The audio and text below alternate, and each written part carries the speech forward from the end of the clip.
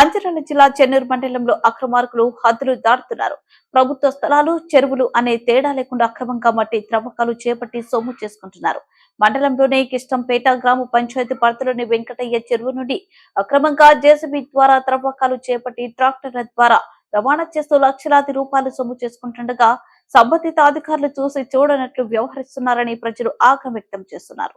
ఇప్పటికైనా సంబంధిత అధికారులు స్పందించి అక్రమార్కులపై చర్యలు తీసుకుని ప్రభుత్వ స్థలాలకు రక్షణ కల్పించాలని స్థానికులు కోరుతున్నారు.